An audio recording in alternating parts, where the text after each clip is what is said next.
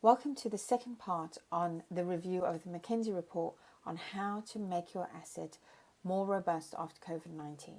I'll share a link again to the article down below, so please don't worry if you haven't seen it.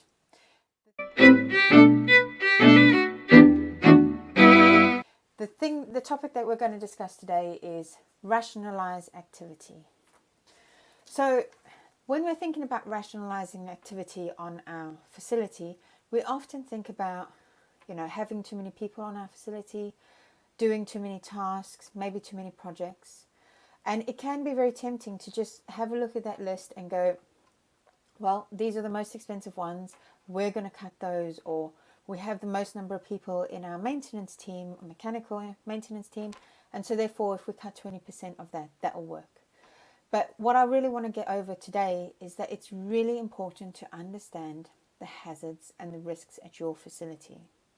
Now, if you have a facility which was maybe built a little while ago, or it was built without as many engineering controls as modern facilities, you might need those operators, those maintenance engineers, you might need them to operate your facility safely. Also, you have to remember that you need a minimum number of people on your facility to respond to emergency situations effectively. And that may be the driving force for your minimum manning. So make sure you really understand the hazards on your facility and what will drive your minimum activities. Now, I'm not saying that there's no point for cost saving within process safety. But what I'm trying to say is that you really need to understand your facility and the hazards on your facility before you start making those decisions. Now, I have seen some really good rationalization going on facilities, especially around safety critical elements. So I know that when the design teams hand it over, often there's a temptation to make almost everything safety critical.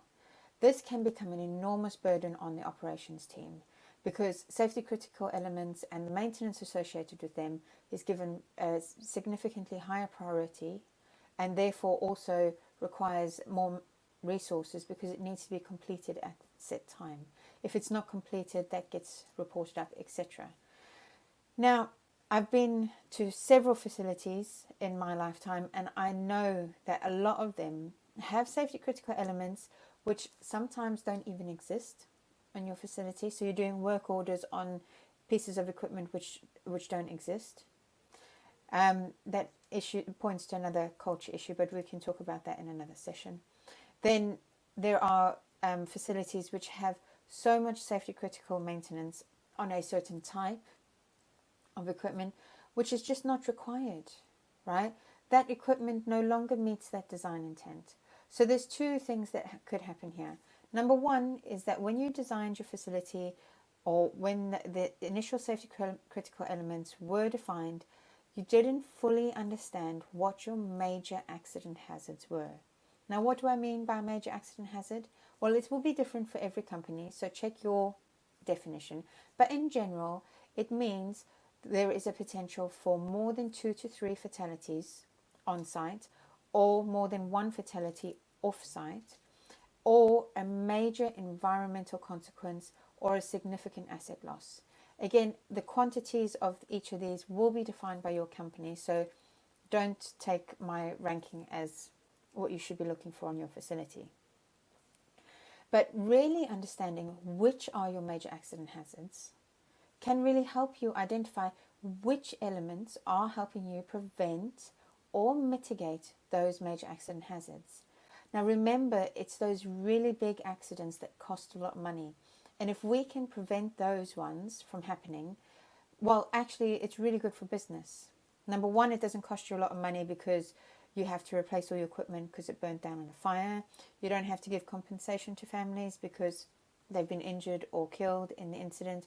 And you also don't have the big business interruption as a result of this major incident. But also, even if you have smaller incidents, which maybe don't result in fatalities, major environmental impact, smaller incidents like gas releases, they interrupt your business and they interrupt steady operations. There's a point of ramp up and then there's the cut down. Both of those cost money. So good process safety management is good for business. And so when we're coming to rationalizing activities, the key message is understand the hazards at your facility. If you need help doing this, just get in touch. I work very closely with David Hatch, and he is very good with bow ties.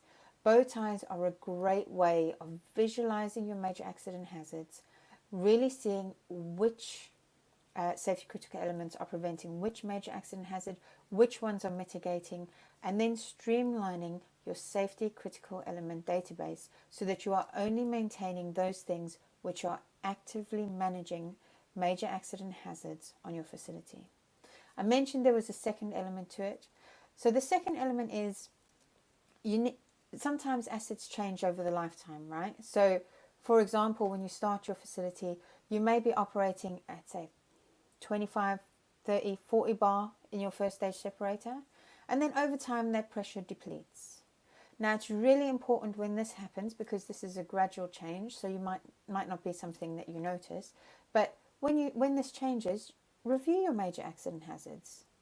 Is it still possible to have a high pressure release from the first stage separator which results in more than 2 fatalities? It may not be.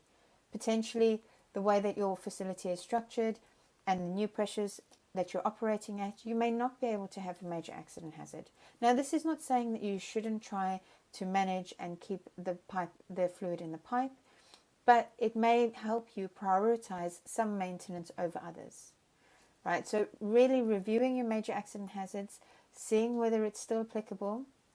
There may be other parts of your facility which have been mothballed, but some elements are still being maintained, like your fire and gas detection in that area when there's no sources. So really thinking about how your facility has changed, understanding how that changes your major accident hazard profile, and then again using things like bow ties to look at how your each of your safety critical elements are managing each of the barriers.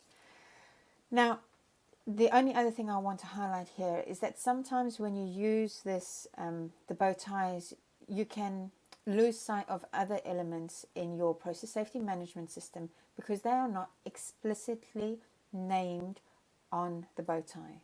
And the elements I'm talking about here is process safety competence, knowledge management, process safety culture, learning from incidents.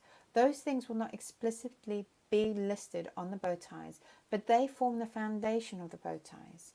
If you don't have a good culture, doesn't matter how well your bow ties are represented, people aren't going to be doing what they need to be doing.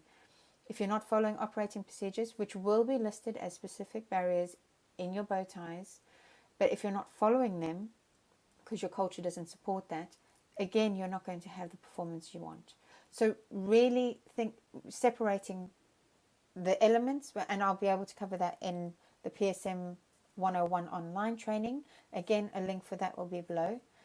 So really separating the elements which form the foundation of everything, and then looking at your bow ties to identify the specific elements which are relevant for your major accident hazard management. I hope you found this video useful. If you have, subscribe to get access to the future videos on this series, and look forward to hearing from you on any future topics.